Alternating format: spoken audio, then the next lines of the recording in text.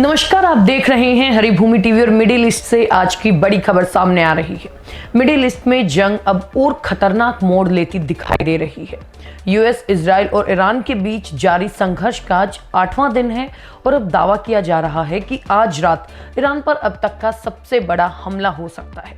जी हां, अमेरिका के वित्त मंत्री स्कॉट बेसेंट ने फॉक्स न्यूज को दिए इंटरव्यू में संकेत दिया है कि इस हमले का लक्ष्य ईरान की मिसाइल ताकत को तोड़ना होगा। उधर इजराइल ने तेहरान के मेहराबाद एयरपोर्ट पर हवाई हमला किया, जबकि रिपोर्ट्स में दावा किया है कि रूस इस जंग में ईरान को खुफिया मदद दे रहा है। यानी अब ये संघर्ष सिर्फ 3 देशों तक सीमित नहीं रहा, बल्कि इसमें बड़ी वैश्विक ताकतें भी जुड़ती नजर आ रही हैं। सबसे पहले बात उस बड़े हमले की जिसकी चर्चा पूरी दुनिया में हो रही है।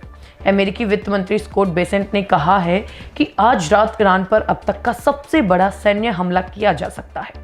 इस हमले का मकसद ईरान के मिसाइल लॉन्चर और मिसाइल बनाने वाली फैक्ट्रियों को भारी नुकसान पहुंचाना है, ताकि उसकी मिसाइल क्षमता को कमजोर किया जा सके। दूसरी तरफ शुक्रवार देर रात इजराइल ने तेहरान के मेहराबाद एयरपोर्ट पर हवाई हमला कर दिया।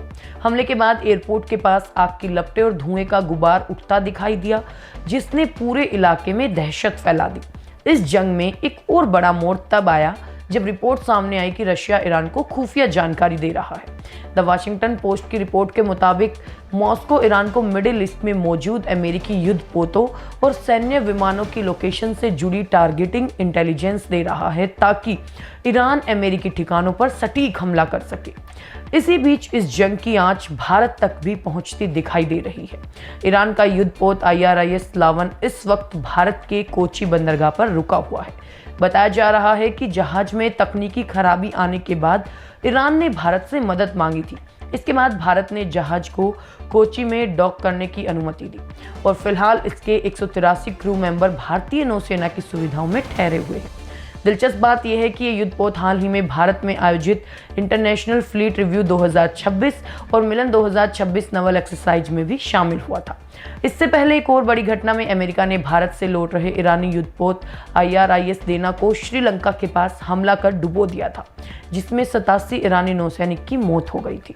कुल मिलाकर मिडिल ईस्ट की ये जंग अब और खतरनाक मोड़ पर पहुंच चुकी है। अमेरिका और इजराइल के हमले तेज हो रहे हैं, तो वहीं ईरान भी जवाबी कार्रवाई का दावा कर रहा है। सबसे बड़ा सवाल यही है, अगर आज रात सच में ईरान पर अब तक का सबसे बड़ा हमला होता है, तो क्या ये जंग पूरे क्षेत्र को एक बड़े युद्ध में धकेल देगी? फिलहाल पूरी दुनिया की नजरें इसी टकराव पर टिकी हुई है।